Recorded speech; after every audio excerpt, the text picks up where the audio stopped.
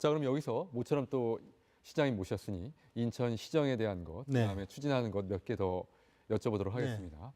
에이펙 그 유치를 추진하고 계시죠? 네. 네. 가능성 어느 정도 보시고 당위성을 어떻게 말씀하실 수 있겠습니까? 네, 제동포청 못지않게 에이펙 정상회의 유치를 위해서도 우리 인천시에서 노력을 하고 있습니다. 에이펙 정상회의는 2025년에 우리나라에서 하는 것으로 이미 결정이 됐는데 국내 도시 간의 경쟁입니다. 에이펙은 아시다시피 미국, 일본, 중국, 러시아, 한국을 비롯한 21개 아시아 태평양 연합체, 경제협력체인데 이 에이펙이 우리 지구상 인구의 40% 정도이지만은 경제 규모는 50%가 넘는 최대 지역 경제 공동체입니다. 그래서 에이펙 정상회의가 유치되면은 이에 따른 경제적 그 효과, 또 고용 창출 이런 부분뿐만이 아니라 이 에이펙 정상회의 유치를 통해서 지역이 한 단계 더 성장 발전해 갈 수 있는 기회가 되는데요.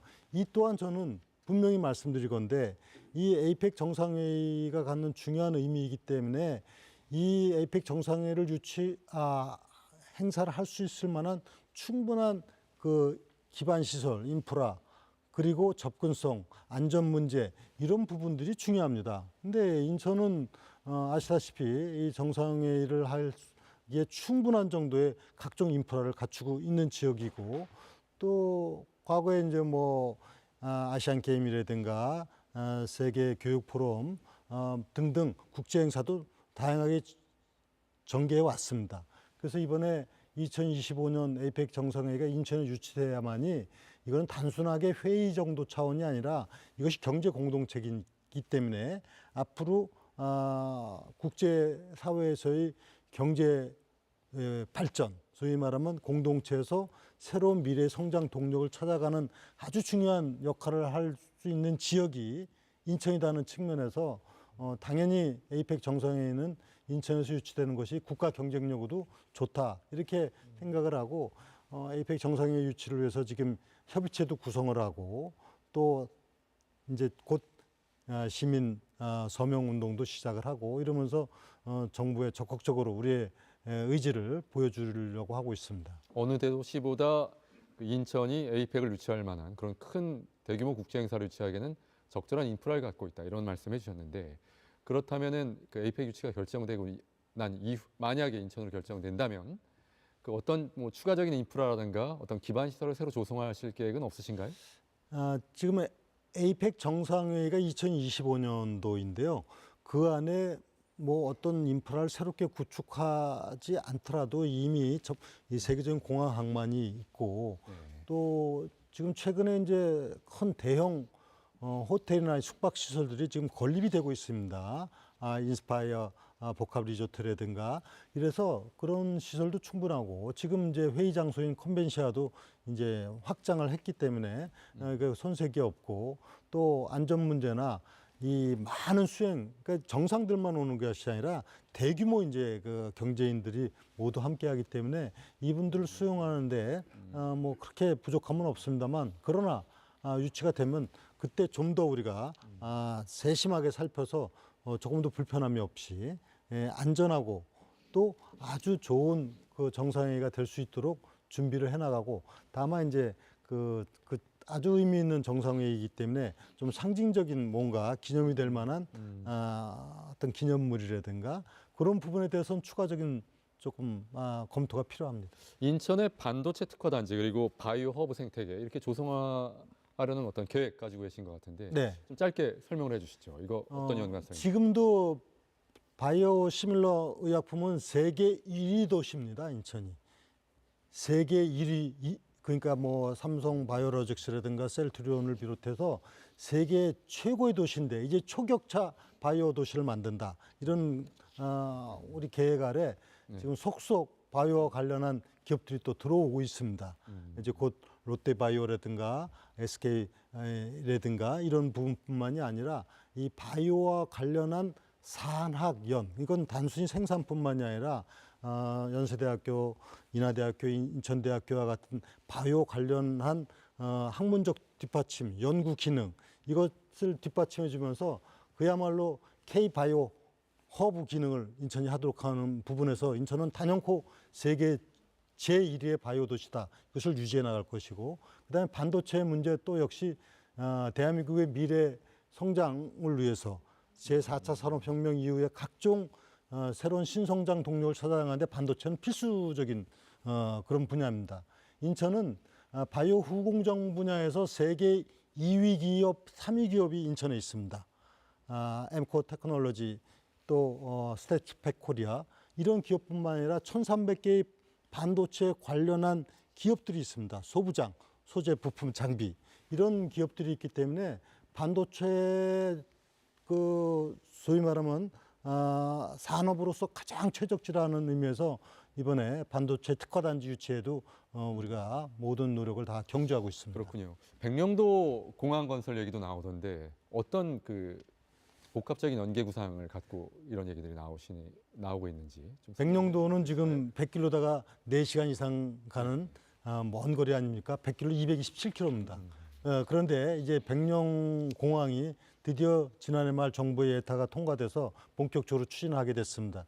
제가 민선 6기 때 시작했던 이 백령공항이 이제 결실을 보게 되었는데요. 앞으로 백령공항이 신설되면 1시간대 비행기를 타고 이제 백령을 가게 되는데 아마도 이렇게 되면은 거기에 관광뿐만이 아니라 뭐 새로운 경제, 산업, 문화 이런 부분들에 있어 새로운 기회가 될 것이고 인천에서는 이 백령공항 신설을 계기로 해서 백령도가 새로운 지역으로 거듭 탄생하는 지역이 될 수 있도록 만들어가고 있는데요. 이 사업이 이제 국토부 주관으로 되지만은 인천시가 같이 협업을 해서 가급적 빠른 시일 안에 이 공항이 완공될 수 있도록, 즉 다시 말씀드리면 지금 한 2027년에 운항이 가능할 수 있도록 지금 준비해가고 있습니다. 그렇군요. 자, 그 백령도 공항도 취재를 상당히 많이 하셨는데 백령도 공항이 만약 들어서게 될 경우에 어떤 그 변화가 예상되는지 한번 그 살펴보신 거에 어떤 것이었나요? 우리 앵커께서는 어떠세요? 공항 들었으면 백령도 한번 갔다 오실 생각이 있어요? 아무래도 뭐 100km 간다고 했을 때 네. 정말 많은 시간이 걸리지 않습니까? 네. 들어가기도 힘들고 네, 아무래도 그 접근성이 용이해지니까 자주 가지는 못하더라도 네, 네. 그래도 상당히 마음 편하게 한번 가볼 것 같아요. 네. 현재 백령도 그 왔다 가는 인원이 연간 한 15만 명 정도 되는 걸로 그렇군요. 추정이 되는데요. 네네.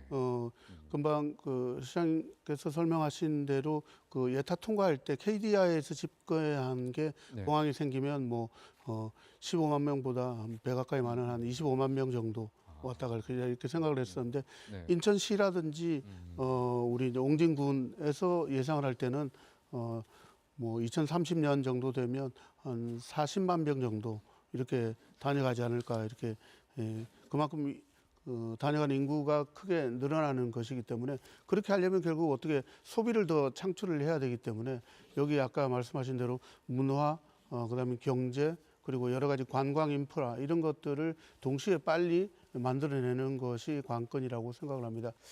자, 이제 뭐 교통 인프라가 그 인천 전역으로 많이 확충돼 가고 있다는 거. 여러모로 인천의 발전에서 중요한 이정표가 될 것 같은데요. 자, 이 인프라 문제와 별개로 네, 인천시에서 좀 어떤 현안, 네, 그 쓰레기 매립지와 관련해서 네. 여러 가지 얘기들이 좀 많이 나오고 있는데 골치 아픈 현안 중에 하나로 아마 분류하고 계시지 않을까 이렇게 생각이 됩니다.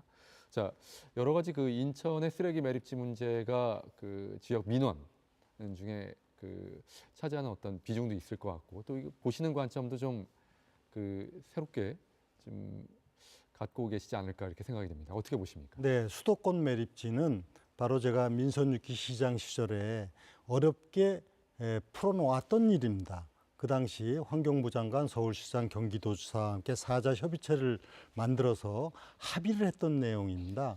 합의해서 대치 매립지를 조성한다. 그리고 수도권 매립지 관리공사를 인천시에 이관하고 그리고 지금 매립지 서울시와 환경부가 갖고 있는 매립지를 인천시에 이양한다. 이런 합의를 했던 사항입니다.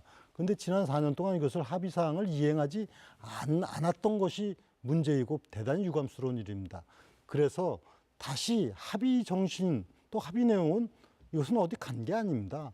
그래서 다시 제가 지난 2월 17일 환경부 장관, 서울시장, 경기도지사와 함께 사자협의체를 재가동을 한 겁니다.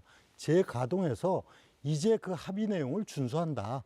그 준수하기 위해서 앞으로 조속한 시일 내에 이 문제를 해결한다는 데 합의를 했고, 이를 위해서 이제 실무국장회의를 매달 정례화하고 함으로써 수도권 매립지 문제를 해결한다, 이런 것이고요. 저는 당연히 권위 있는 그 시도지사 그리고 정부가 합의한 내용은 당연히 지켜줘야 하는 부분이고, 이 사자 협의체에서 합의된 내용을 준수함으로 인해 갖고 이 문제는 매듭을 짓도록 하겠습니다. 예.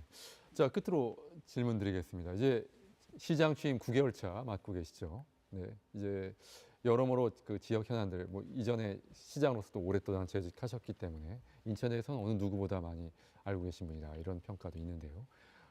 향후 그 남은 임기를 어떻게 지금 초점을 맞춰서 이끌고 가실 것인지 한번 계획을 좀. 네, 저는 이미 인천의 비전을 제시했습니다. 인천의 꿈을 키워서 대한민국의 미래를 만들어 간다. 그리고 시민이 행복한 세계 초일류 도시를 만들겠다 하는 이미 비전과 목표를 설정을 했고, 이것은 제 임기 내에 정말 제 모든 열정을 다해서 꼭 이루어 나가고자 합니다. 이것은 왜냐하면 인천이 다른 지역하고는 비교 안 되는 정도의 절대 우위의 경쟁력을 갖고 있는 부분을 제대로 살려서 우리 시민 행복 시대 그리고 세계 초일류 도시 반드시 만들어 갈 것입니다. 우리 300만 시민과 함께 하겠습니다.